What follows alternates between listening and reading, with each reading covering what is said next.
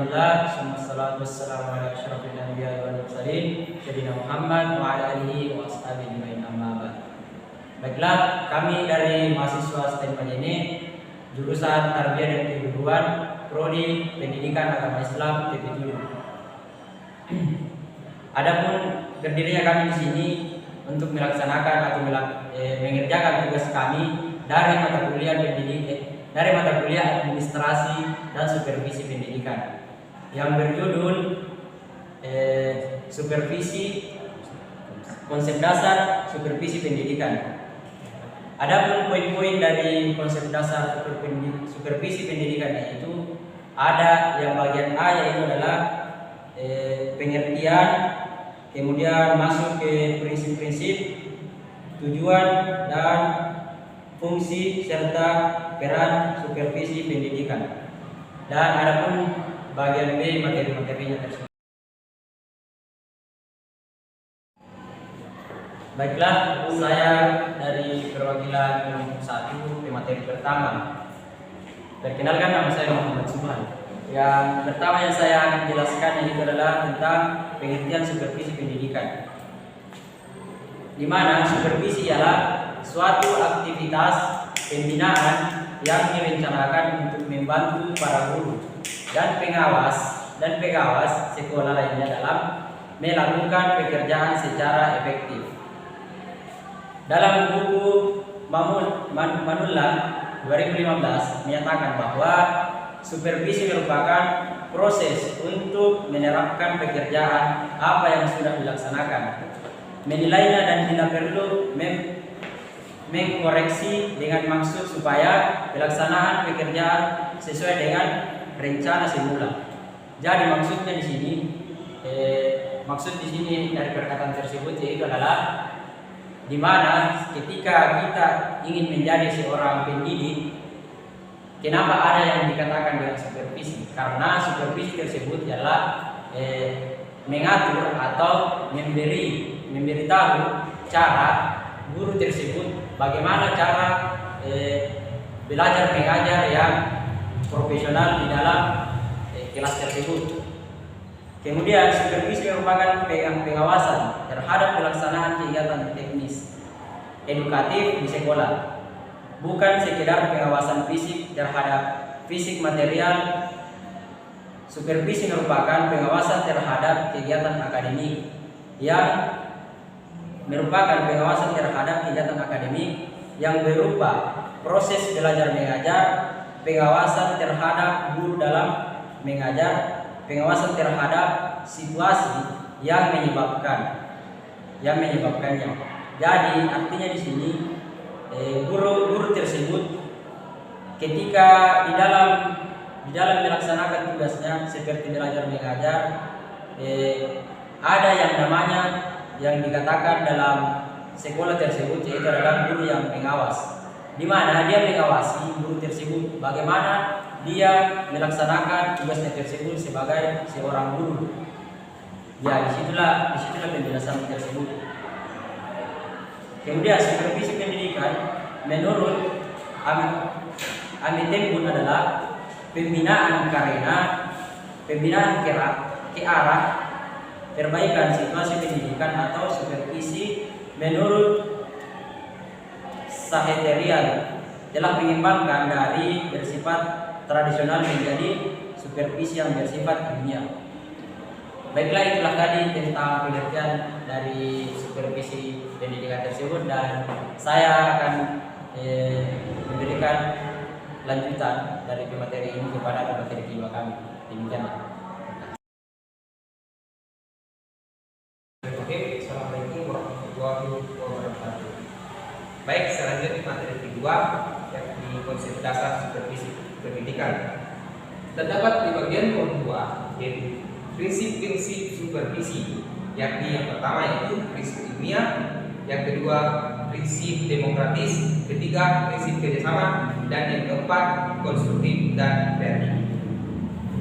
Baik, prinsip yang pertama yaitu prinsip ilmiah. Prinsip ilmiah ini mempunyai 3 ciri, yakni yang pertama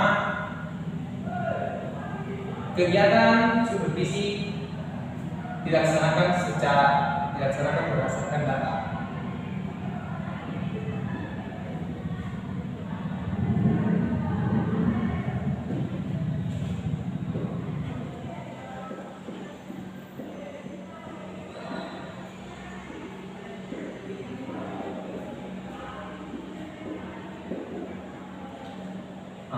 Jadi, sebelum melakukan kegiatan supervisi, hal yang perlu disiapkan itu adalah data. Terus, ciri yang kedua itu menyiapkan alat perekam.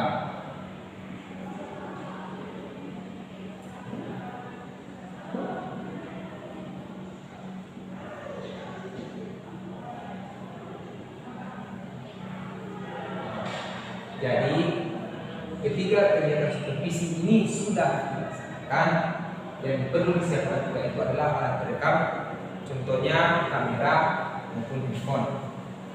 Terus ciri yang ketiga itu pelaksanaannya harus sistematis.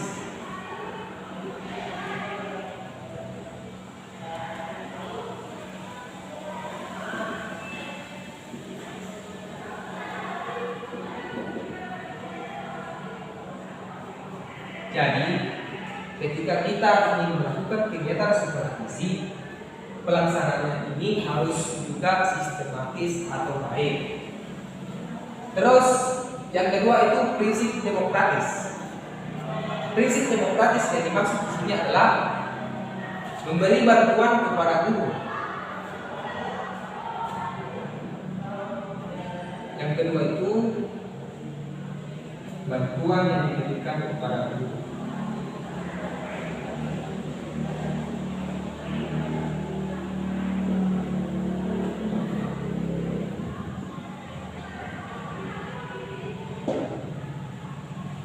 Bantuan yang diberikan guru. Terus yang ketiga itu prinsip kerjasama. Prinsip kerjasama yang dimaksud di sini adalah memberi dukungan atau support kepada guru agar bisa tumbuh bersama.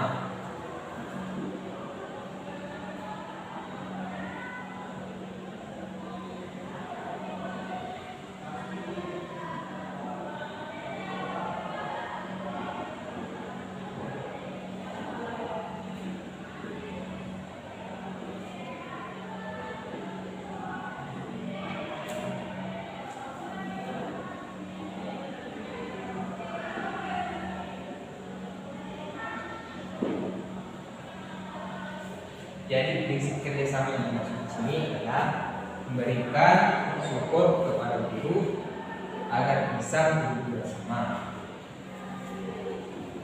Jadi terus yang terakhir yaitu konstruktif dan kreatif. Konstruktif dan kreatif yang dimaksud di sini adalah guru harus menciptakan suasana kelas yang menyenangkan.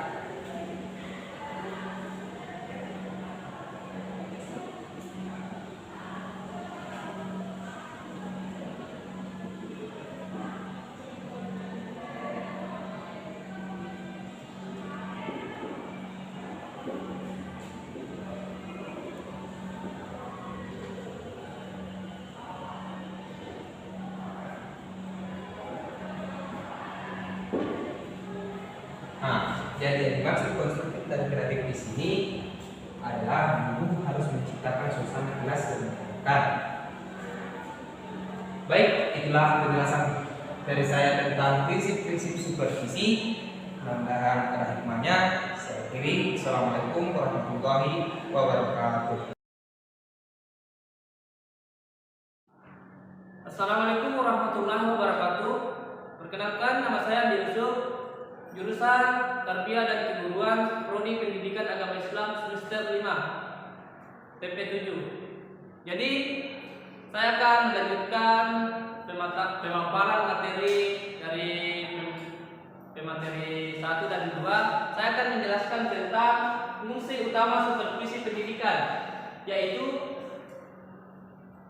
ditujukan pada perbaikan dengan meningkatkan situasi belajar mengajar. Jadi inilah fungsi utama supervisi pendidikan. Adapun 8 fungsi-fungsi yaitu yang pertama mengkoordinir semua usaha sekolah.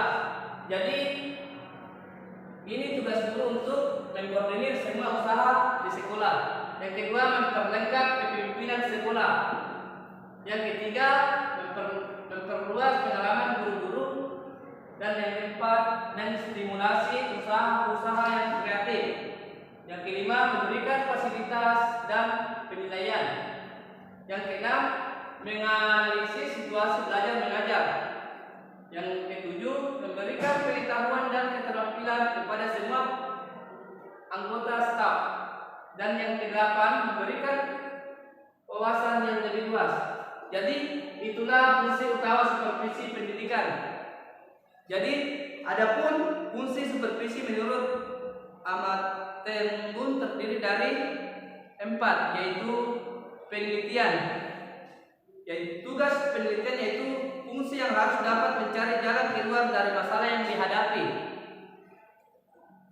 Penilaian. Fungsi penilaian adalah untuk mengukur tingkat kemajuan yang diinginkan.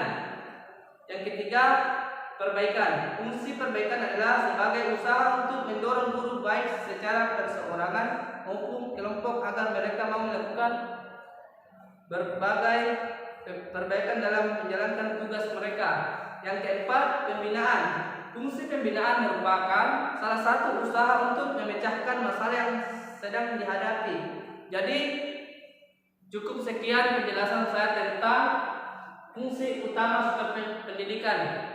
Jadi saya akhiri dengan ucapan wabillahi taufiq wal hidayah. Assalamualaikum warahmatullahi wabarakatuh. Bismillahirrahmanirrahim. Assalamualaikum warahmatullahi wabarakatuh. Perkenalkan, nama saya Agus Salim, mahasiswa STAI Majene, jurusan Tarbiyah dan Keguruan, Prodi Pendidikan Agama Islam semester 5. Alhamdulillahirabbil alamin, wabihi nasta'inu ala umuri dunya waddin. Wassalatu wassalamu ala asrofil anbiya'i wal mursalin, sayyidina Muhammadin wa ala alihi washabihi ajma'in, amma ba'd. Puji dan syukur kita panjatkan atas kehadirat Allah Subhanahu wa taala, karena mengapa atas limpahan rahmat dan hidayahnya sehingga saya bisa berdiri di depan kamera ini untuk melanjutkan suatu tugas dari dosen saya, yang dimana mata kuliah administrasi supervisi pendidikan. Salawat serta salam semoga tercurah kepada baginda Nabi besar kita, yakni Nabi Muhammad sallallahu alaihi wasallam, karena beliaulah yang telah berhasil merintis umat manusia dari berbagai hinaan menuju dan banyak serba modern, atau yang lebih yang dapat menancapkan bendera Islam di bersama kita. Baiklah, saya akan melanjutkan materi-materi yang telah disampaikan oleh teman saya, yang materinya yaitu materi terakhir, yaitu ruang lingkup akademik dan manajerial. Kegiatan yang paling utama, yang paling penting dilakukan supervisi adalah pembinaan dan pengembangan yang diberikan kepada guru atau pegawai staf untuk melakukan untuk meningkatkan kualitas pembelajaran yang lebih baik. Menurut Ari Kunto 2004 ada tiga kategori, yang di mana yaitu supervisi akademik, yang kedua supervisi administrasi, yang ketiga supervisi lembaga. Yang pertama adalah supervisi akademik, yang dimana akademik lebih menekankan pada masalah akademik atau masalah pembelajaran untuk mencapai suatu tujuan dalam pembelajaran, yang dimana supervisi membantu dan memberikan pembelajaran yang meningkatkan mutu dan hasil pembelajaran tersebut. Jadi maksudnya di sini adalah dari supervisi pendidikan adalah yang dimana suatu pendidik atau guru memberikan suatu pelajaran kepada peserta didik agar peserta didik tersebut bisa meningkatkan kualitas dan mutu kualitas peserta didik tersebut. Yang kedua adalah supervisi administrasi, yang dimana lebih cenderung ke arah administrasi, yang dimana membantu peserta didik agar bisa melakukan pembelajaran tanpa adanya pendidik, yang dimana suatu pendidik memfasilitasi pendidik tersebut dengan cara memberikan buku, memberikan perpustakaan dan lain-lainnya. Yang ketiga adalah supervisi lembaga. Supervisi lembaga adalah yang dimaksud untuk meningkatkan kualitas kinerja sekolah dan meningkatkan nama baik sekolah untuk agar dapat meningkatkan kualitas sekolah. Jadi maksudnya di sini adalah salah satu contoh ialah suatu peserta didik tersebut mengikuti sebuah olimpiade sains atau matematika yang dimana peserta didik tersebut membawa pulang ke sekolah dengan maksudnya membawa kemenangan dari olimpiade tersebut. Jadi maksudnya di sini adalah apabila peserta didik membawa suatu kemenangan dalam olimpiade tersebut dapat membantu kinerja sekolah dan nama baik sekolah untuk meningkatkan kualitas sekolah tersebut. Mungkin itulah yang sempat saya paparkan dari materi supervisi administrasi pendidikan yang diberikan, yaitu salah satu tugas dari dosen yang dimana yaitu berdiri di sini. Saya akhiri dengan ucapan apabila ada kata yang salah mohon dimaafkan, apabila ada kata yang benar itu datangnya dari Allah. Saya akhiri wabillahi taufiq wal hidayah wa ridwana wal hidayah. Assalamualaikum warahmatullahi wabarakatuh.